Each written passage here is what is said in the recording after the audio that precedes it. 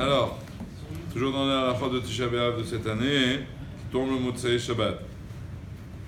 Alors, comme on disait les jours précédents, on a l'habitude de repousser un petit peu le Harvit pour laisser aux gens le temps de se changer après Shabbat des habits de Chol et de revenir à la synagogue, de changer les chaussures en chaussures pas en cuir et revenir à la synagogue pour faire Harvit. Maintenant, il faut faire attention que, étant donné, si en cas une personne doit se déplacer en voiture pour aller à la synagogue samedi soir, ne pas oublier de faire Amavdil Ben Kodesh Shechol avant de prendre la voiture. En principe, on fait la Havdalah dans la Hamida, comme tous les Motsei Shabbat, on fait Atachon Tanu, donc il ne faut pas l'oublier. De toutes les manières, si en cas une personne l'a oublié, ou une femme qui n'a pas fait Harvit, ou peu importe, une personne qui devrait faire une melacha avant de faire Harvit, il ne faut pas oublier de dire Baruch Hamavdil Ben Kodesh Shechol pour faire sortir le Shabbat, qui est une forme de Havdalah. À l'heure normale. À l'heure normale de la fin de Shabbat. Maintenant,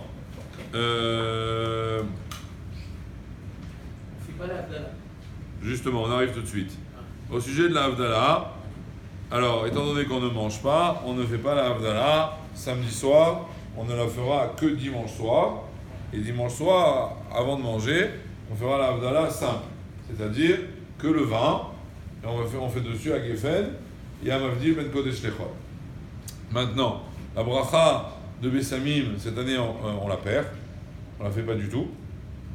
Parce que normalement, elle se fait que le samedi soir. Et là, on est dans le jeûne et dans le deuil, donc on ne la fait pas.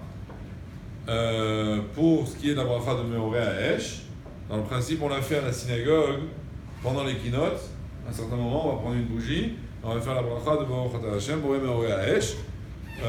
Maintenant, une personne qui n'aurait pas été présente à ce moment-là, une femme qui ne serait pas venue à la synagogue pour les keynotes, il ne faut pas qu'elle oublie elle-même de faire la bracha de Baruch Atah Hashem Elokeinu Melech Haolam, Boré Meoré à Esh, sur un air, comme tous les samedis soirs, comme j'ai dit, donc, ou à la synagogue, pendant les keynotes, ou alors plus tard à la maison, le faire le samedi soir. Évidemment, on ne peut le faire que le samedi soir.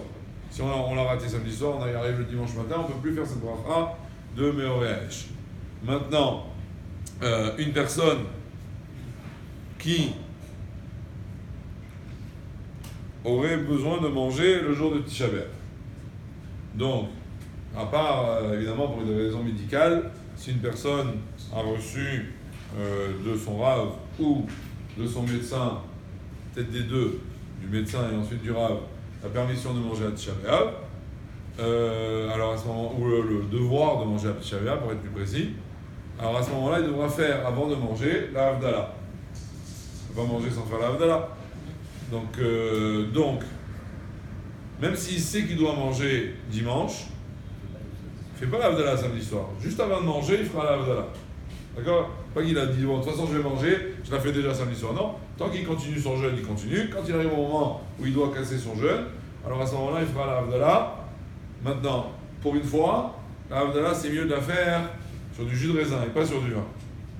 Parce qu'on ne boit pas du vin à Tisha B'Av. Depuis, je crois déjà, on ne boit pas du vin, à part le Shabbat. Donc, étant donné qu'il y a le côté alcoolique du vin, pas de celui qui boit, du vin, alors à ce moment-là, il vaut mieux prendre quelque chose qui n'a pas un taux d'alcool pour diminuer le issour. Il fera lui-même la Havdalah avant de manger, mais il goûtera juste un tout petit peu du vin. Et il faudra qu'il fasse boire par un enfant, par quelqu'un qui ne jeûne pas, qui est moins concerné par les halakhot du deuil. D'accord? Donc il est obligé de faire sur du vin pour pouvoir faire la Havdalah. Il vaut mieux prendre du jus de raisin parce qu'au moins c'est pas alcoolisé. Il fera juste goûter un petit peu parce qu'il a fait un Geffen et laisser boire le reste par un enfant qui sera à côté de lui. Et pour ceux qui le font le dimanche soir, ils le font le vin. Dimanche soir, on a droit au vin. Dimanche soir, c'est déjà. Non, normalement, il a raison, Jacob. Normalement, le vin et la viande, on continue tout le 10. Toute la journée du 10 Av, on ne consomme pas ni de vin, ni de viande. Mais cette année, le 10 Av, c'est dimanche. Donc dimanche soir, c'est déjà le 11 Av. Donc là, il n'y a pas de problème. on a le droit de consommer du vin. Évidemment, il est quand même déconseillé de faire Arucha Basarit, de manger des steaks, Motsai Hatzom, pour ne pas montrer un trop grand changement du deuil. Tout de suite, on passe à la grande simcha. Donc, on évitera quand même dimanche soir de manger de la viande ou de boire du vin stable. Pour l'Avdala, évidemment, on peut. À partir de dimanche matin, il n'y a pas de problème, même au petit déjeuner, on peut manger de la viande. Et là, c'est avant le jeûne, on va faire un Seuda Shishi. Alors, la Seuda avant le jeûne, il n'y a pas. Il n'y a pas de Seuda Mafseket. Quand Tisha B'Av tombe un dimanche, on fait Seuda Shlichit normalement, parce qu'on veut être Mechabed le Shabbat. On a le droit de manger même de la viande à Seuda Shlichit. On n'est pas assis par terre, on ne fait pas du tout ni l'œuf, ni la cendre, ni rien du tout. On fait une Seuda normale d'avant-jeûne, dans laquelle on peut manger même de la viande, du poisson, ce qu'on veut, et à condition, comme j'ai dit la dernière fois, de terminer avant la Shkia. Il faut avoir terminé à 19h30. Avoir terminé de manger tout ce qu'il y a à manger avant 19h30.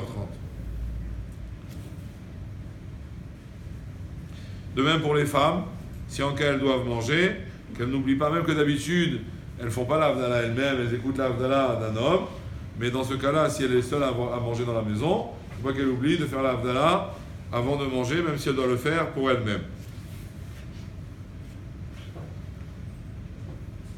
Maintenant, dans le cas où on fait une Avdala avant Arvit, c'est quelqu'un par exemple qui part venir à la synagogue ou qui doit manger tout de suite un Motsei Shabbat, je ne sais pas pourquoi, mais disons, alors à ce moment-là, dans sa Avdala, il ne fera pas Meorej. Il ne fera pas non plus Bessamim.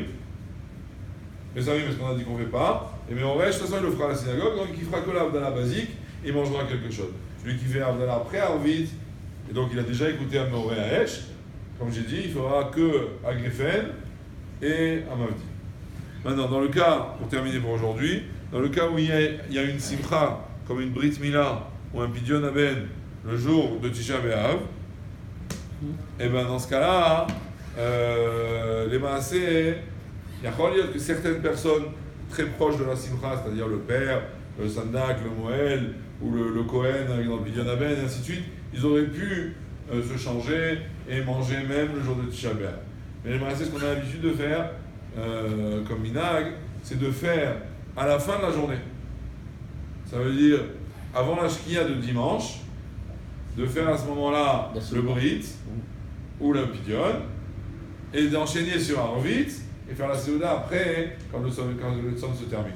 Donc au lieu de le faire comme d'habitude, on essaie de le faire le plus tôt possible, de le faire dans la matinée, mais aussi là, dans ce cas-là, on le repousse, on le fait juste avant la fin de la journée, pour pouvoir enchaîner directement sur la Seuda de la Simcha. Très bien. Ça, Julio.